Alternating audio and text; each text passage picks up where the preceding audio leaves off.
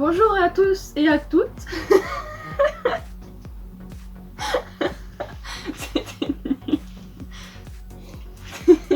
Bonjour à toutes et à tous et bienvenue sur Comics et compagnie. Aujourd'hui on se retrouve pour discuter de Spider-Man Far From Home qui est sorti le 6 juillet, 7 juillet, je sais plus, Le bref.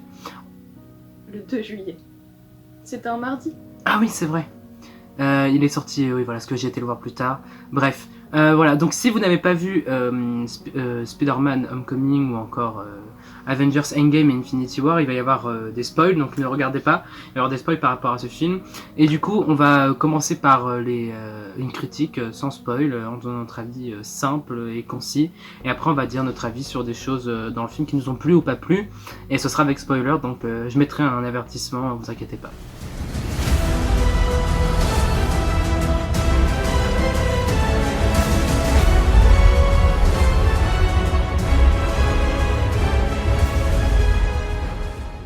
Donc en gros, pour expliquer rapidement le film, c'est Peter Parker qui part en voyage scolaire du coup avec sa classe, sauf que il va faire face à des créatures et du coup il va y faire face à l'aide de Magneto, qui est un personnage du coup très important. Magneto, qu'est-ce que je raconte? Mysterio. Grâce à Mysterio. Je suis vraiment fatigué que j'ai même pas expliqué. Du coup qui va être très important au niveau du film. Et en gros voilà, ça se déroule en Europe et puis on voit un petit peu différents pays et différents combats et voilà. Bon, ton avis sur le film? Bah mon avis sur le film, moi je l'ai trouvé... Sans spoil hein. Mais oui, sans spoil. Je l'ai Sans trouvé... spoil hein. Je l'ai trouvé Sans très spoil. bien. J'ai trouvé le film très bien. Il y en a plein qui ont dit que qu'il était mieux, qu'il était meilleur que le premier Spider-Man. J'ai pas forcément trouvé, moi j'ai trouvé au contraire que ça le continuait très bien et qu'on voyait justement l'évolution de Peter dans sa vie de tous les jours. Ouais, mais que ça surpassait pas du Non. tout. Ça surpasse pas Homecoming, parce que Homecoming c'était vraiment le film Spider-Man, parce qu'on a revu le Spider-Man dans Civil War, c'était un nouveau Spider-Man, du coup il y avait toute cette espèce d'attente, d'énergie, de tout ça, ce qui fait qu'au final Homecoming en soi il est cool, mais il est pas non plus fantastique, on s'en fout de la mouche, il est pas non plus fantastique, mais ce qui fait qu'il est quand même bien parce qu'on attendait que ça, et maintenant vu qu'on connaît déjà Spider-Man et qu'on l'a déjà vu ailleurs, et bah ça peut pas dépasser Homecoming parce qu'on n'aura jamais cette même attente qu'on avait. On n'aura pas la même excitation en fait, de découvrir un nouveau personnage. Comme Infinity War. Infinity War on était pressé, Endgame on était pressé, mais Endgame ne surpasse pas Infinity War. Parce que Infinity War on était encore plus sur le fion, tandis que Endgame, on savait qu'ils allaient tous revenir. Oui, et puis on s'en doutait plus ou moins du déroulement. Oui. Grâce à mes superbes théories sur ma chaîne. Bref, sur le personnage de Mysterio, en gros, j'ai trouvé l'acteur très bon et très convaincant, même si, je vais pas donner de spoil, même si c'était pas le Mysterio qu'on connaît dans les comics, mais que toutes les scènes par contre avec Mysterio où il emmène les autres et tout, dans une espèce de dimension bizarre parce que c'est Mysterio, c'est stylé, voilà, les effets spéciaux sont très stylés. Les effets spéciaux dans tous les cas sont très stylés. Ouais, très Les nouveaux bien costumes réalisé. de Spider-Man ils sont vraiment très stylés. Le costume noir, Le moi, costume de franchement, Night ça a Monkey. été mon préféré. Night Monkey Mais super. c'est vraiment cool, vraiment stylé.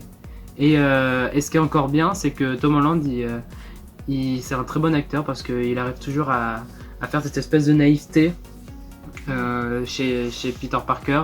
Ce qui fait que c'est cool du coup et qu'on voit qu'il galère à gérer ses amis et Nick Fury pour gérer l'émission. Ouais, ça, il galère à tout gérer en même temps et c'est le gros bordel dans sa vie quoi du coup. Ouais. Et en plus, sans Tony Stark, il est encore plus au bout du rouleau. Enfin, ça fait même mal au cœur de le voir comme ça. Enfin, en tout cas, moi j'ai trouvé. Et sinon, sur l'ambiance du film, bah, comme le premier Spider-Man, bon, il y avait quelques moments où c'était assez triste du coup. Beaucoup trop. À mon goût, il y avait beaucoup trop de références à Tony Stark. En Ouais, fait, c'est au vrai début, que- au tout début du film, c'est genre hyper émouvant.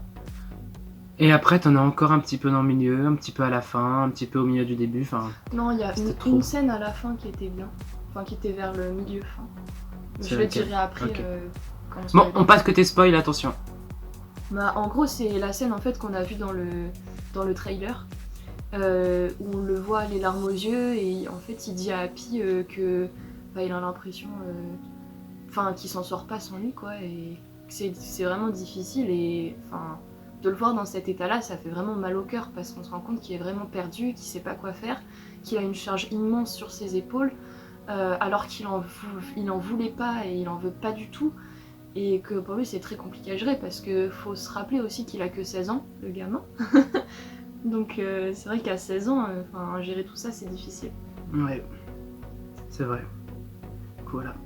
Bon, d'abord je voudrais parler d'un truc juste avant, c'est que le fait qu'il n'y ait pas de multivers dans le MCU encore, extrêmement déçu que dans le trailer il nous fasse croire que Mysterio vient d'une autre planète, d'une autre terre parallèle, et qu'en fait il n'y a pas de multivers, et du coup j'étais hyper déçu.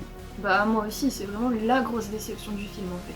C'est tout. On était hyper prêts à ce qu'il y ait un multivers, que ce soit super bien, et après on apprend qu'en fait non, ce ne sont que des illusions. Waouh, super. Et je tiens à dire quand même que le film a bien été ficelé, parce que j'avais été spoilé sur internet que Mysterio c'était un méchant. De toute façon on s'en doutait tous un peu, mais genre j'avais la confirmation que c'était un méchant. Et en fait pendant tout le film, des fois je me disais mais il a pas l'air méchant et tout, et ils faisaient bien leur truc pour donner l'impression qu'il était pas méchant, alors qu'en fait il était méchant.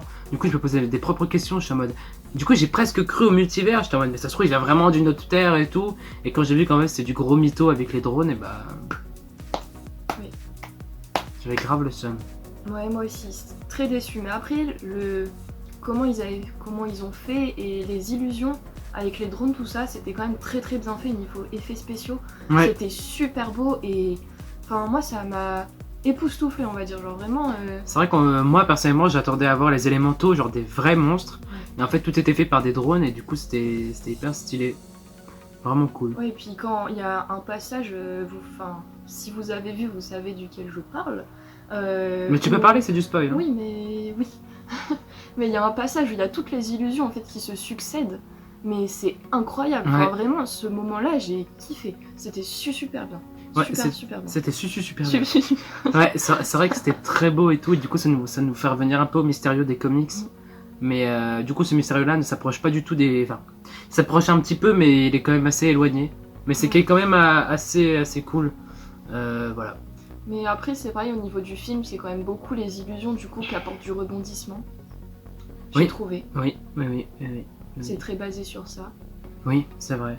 Au moment où Mysterio il s'était déguisé en Nick Fury et tout pour savoir, pour dire à Peter qui était au courant et tout, qu'il était un imposteur. Oui, ça, et puis même... Il s'attendait pas du tout, vraiment pas. Et puis même quand on voit Nick Fury tuer du coup Mysterio, et qu'après en fait on voit que c'était Mysterio qui était déguisé en Nick Fury, j'ai fait waouh, c'est incroyable.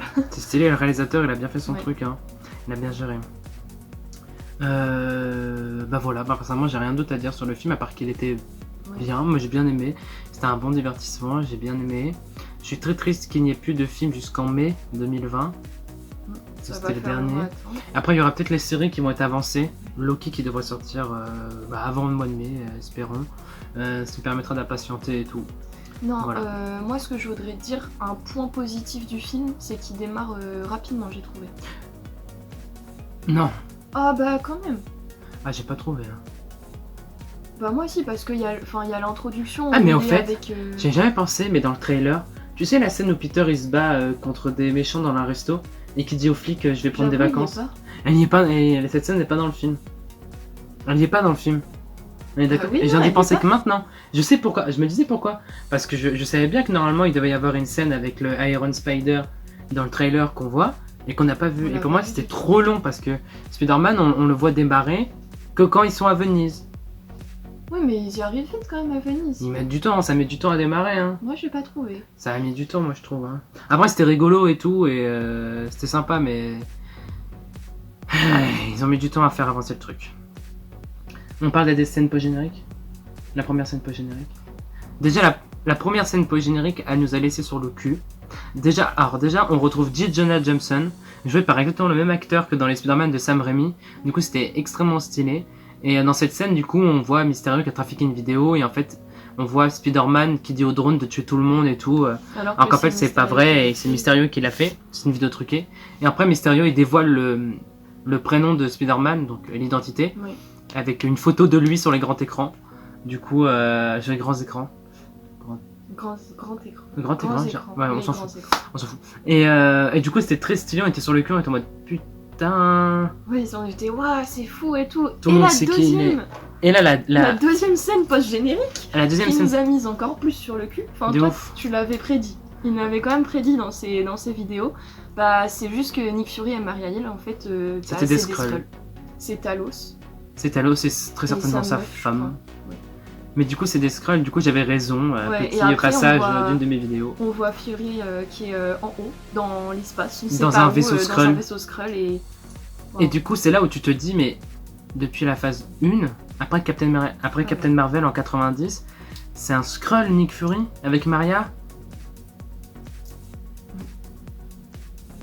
C'est un truc de dingue, quand même. Ouais, c'était fou. Franchement, limite, les scènes post-génériques, en fait, nous ont plus bluffé que tout le film. Genre, Oui. C'était limite les meilleurs moments. Bah, en fait, ça clôture. Ouais, c'était... Ouais, bah ça clôture la phase 4. 3, 4, 4 3, 4. Ça a clôturé la phase Infinity, voilà. Ça l'a clôturé. Enfin, ça n'a pas vraiment clôturé, en fait, c'est juste ça a mis un point, mais ça a pas vraiment. Oui. En fait, c'est plus Bah, Endgame en fait, qui en fait, clôture, ça mais. ouvre, ça ouvre sur la prochaine phase aussi. Un peu, bah oui, Bah du coup, si, qui du sera coup. dans l'espace. C'est pour ça. Ça va se passer quasiment que dans l'espace, vu que Nick Fury est dans l'espace. Sur un gros vaisseau Skrull. Mais du coup, est-ce que ça voudrait dire que Secret Invasion, ça va quand même se passer? Putain, est-ce que ça veut dire que j'ai tout le temps raison quand je dis dans mes théories? Putain, je suis trop bon. Ah, c'est fatigant d'avoir raison. Ouais, c'est ça, je suis trop fatigué d'avoir raison. Bon, bah, n'hésitez pas à donner votre avis, tout ça, si vous êtes du même avis que nous ou non, voilà. On vous invite à vous abonner à la chaîne YouTube, si vous ne l'êtes pas. Activez les petites cloches parce que je sors des vidéos un peu tout le temps, surtout cet été, je vais en sortir plein, dont ceux de ma collection et un nouveau truc. Et ouais, je parle de reparler.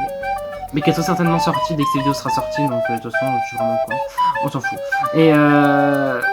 Et de nous suivre sur les réseaux sociaux, Facebook, Instagram, de me suivre sur les réseaux sociaux, Facebook, Instagram, Twitter, Snapchat. Et voilà. Et partagez la chaîne à vos amis. Ouais, voilà, des bisous.